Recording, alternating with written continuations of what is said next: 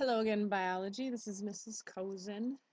This will be video 3 in Unit 1, and let's title this video History of Biology. History of Biology. Now, biology itself, the study that seeks to understand the living parts of the earth, began with a concept called spontaneous generation. Now, think about those two words.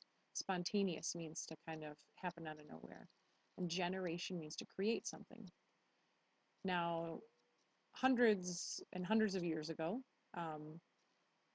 many scientists believe that spontaneous generation is how living things were created, that living things came from non-living matter. One example in your book, they have a recipe for bees. Scientists thought very often, well, maybe not even scientists, just generally it was believed that before we understood the microbiology of reproduction, that something like bees or flies maybe came uh, from a living thing that was rotting, something that would attract insects would spawn insects. And that was one of the reasons why many people believed in spontaneous generation. Now, it's been disproven now, and we'll show you in this video who went through that process and explain how they did it through a controlled experiment, which you learned about in your last video.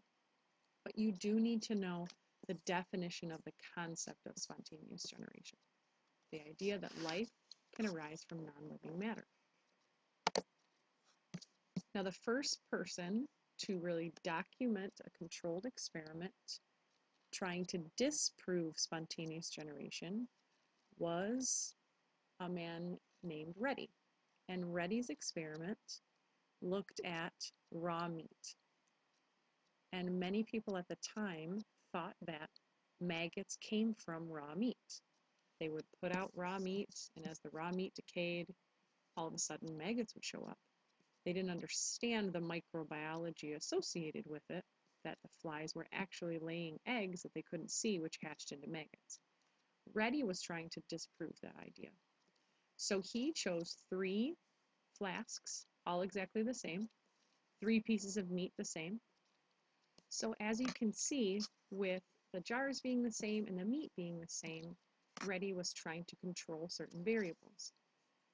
Then he covered 2 of the jars and left 1 jar open. The problem with Reddy's experiment, unfortunately, was that his independent variable, he had too many variables. So he unfortunately didn't have a chance to completely disprove spontaneous generation. He did see that when flies landed on the meat, that it produced maggots. Then he could see that the 2 that were covered did not produce maggots. One of the arguments that people had for Reddy's experiment was that, oh, but it's just the air is carrying this life. And so that was why Reddy had this 3rd jar that was covered in gauze, so he could show when the meat was exposed to air, maggots still didn't appear. The maggots only appeared where the flies appeared.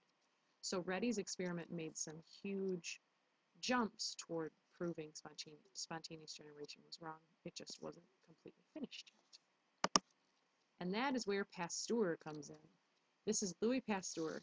He is the father of pasteurization.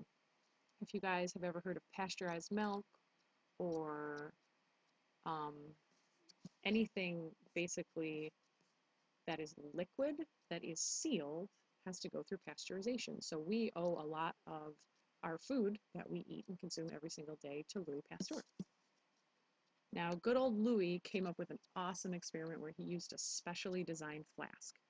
And he used a broth, or sort of like a gravy almost.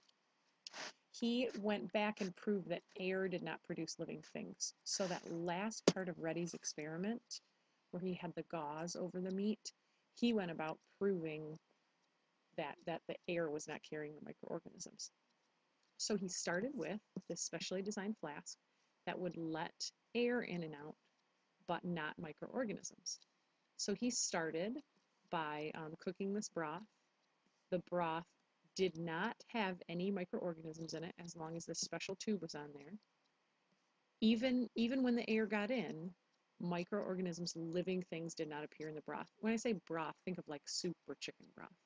Sooner or later, it would start to grow some kind of life, whether it's mold or bacteria. So he had air coming in, but no life forms forming. Then when he took the curved neck off, then it continued to be exposed to air, but the microorganisms grew in the broth.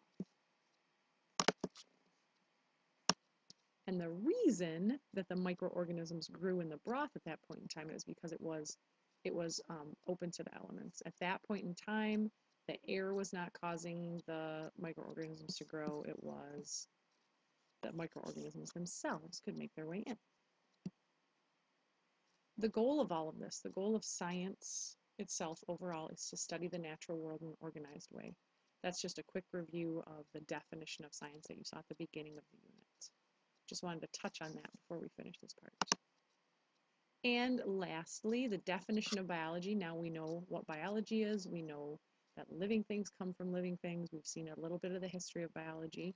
Our definition of bio is that it's the study that seeks to understand the living world in an organized way. You could add that as well.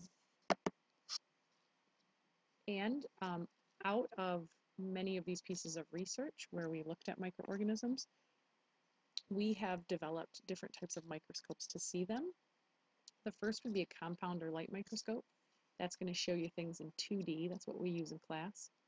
Dissection microscopes show you in 3D. We have a few of those. We might use some of those. And the electron microscope can show you very, very small objects at great detail. All right here is let's see if it pops up here. Yay! Little description of different types of microscopes. You guys can see compound, this is the one we use in class.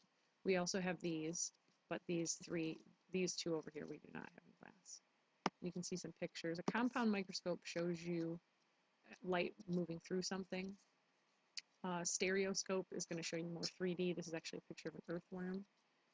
And then the other one that you need to know is an electron microscope, shows you pictures in great detail.